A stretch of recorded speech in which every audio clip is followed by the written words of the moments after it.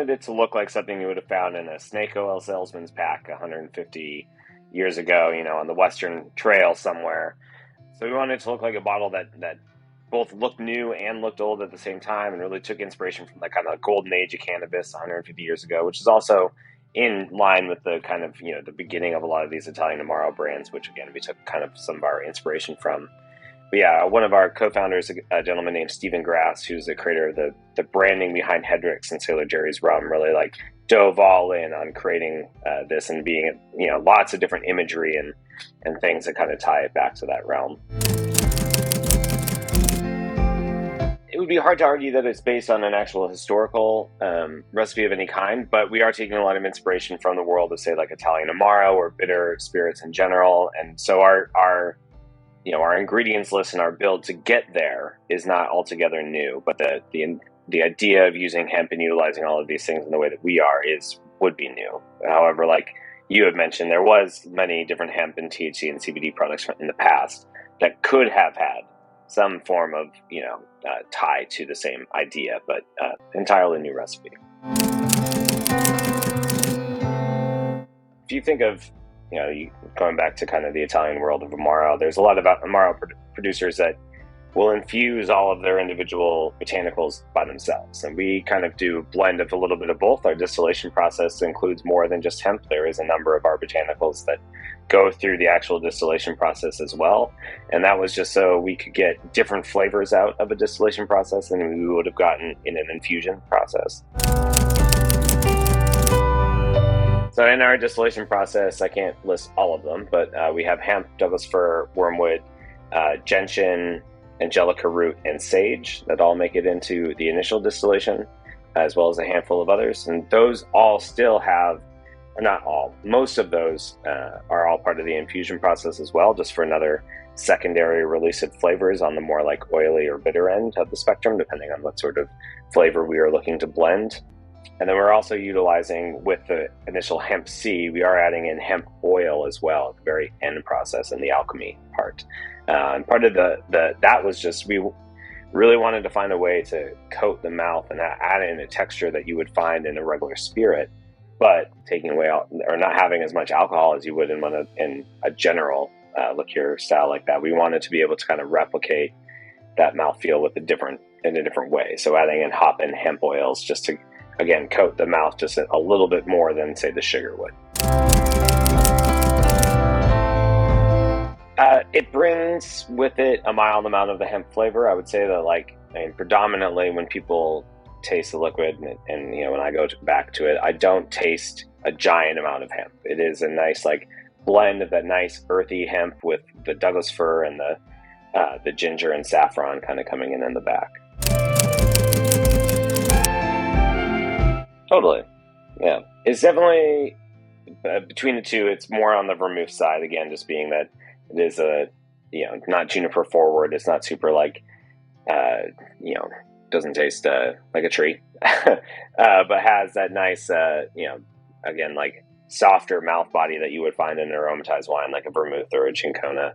Again, comparing it back to the world of kind of like Amaro and vermouth, it kind of fits right in that category. So say you're making Negroni, whether it's with alcohol or not, you could easily sub your vermouth or your Campari for this, and depending on how bitter of a drink you're looking for. Yeah, we come up with probably a number of drinks every month here. I recently made a cocktail, it's kind of a riff on a French 75, utilizing the Pathfinder instead of gin. So, just a Pathfinder lemon, a touch more sugar, and then topped off with a sparkling wine. I've done, adding clarified grapefruit juice and sugar and bitters, and kind of like an old-fashioned variation with a nice, kind of juicy mouthfeel from the grapefruit juice. Yeah, it's fascinating to me watching all of our bar partners come up with drinks that I would never have even dreamed of seeing in it. But we're on the menu here at Death & Co. and kind of it's like a chocolatey Manhattan variation that's completely non-alcoholic. That's just mind-blowingly good.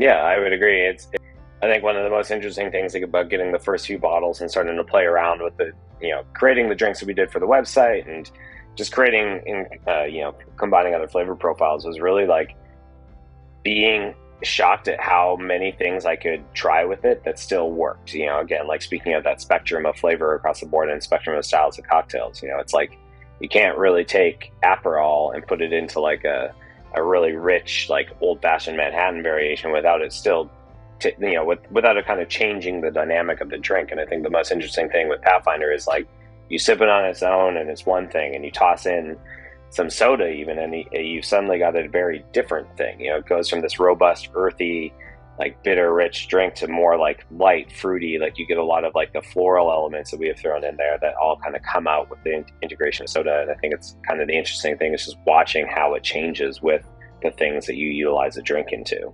Even, taking like tequila, I noticed that when you draw in like tequila or a non-alcoholic tequila, it really brings out a lot of like the like spicier earth tones, like the pepper and things that are in there that what you don't really get normally.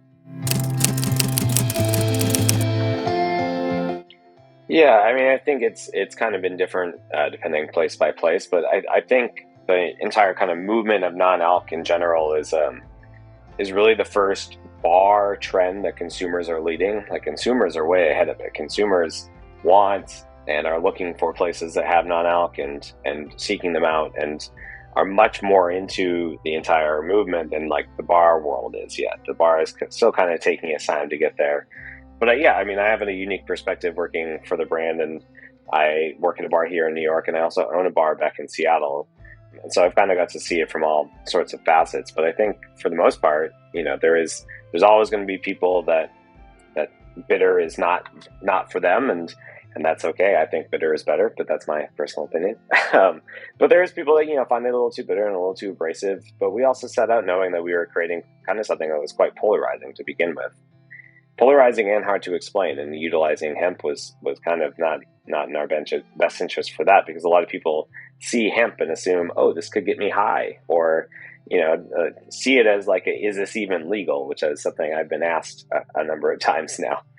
But I think for the most part, it's intrigue. Definitely, going back to the branding, people see the branding on the bar or on the store, and they want to know, like, it's a bottle that really drives you in, and you want to look at it and like figure out what it's about.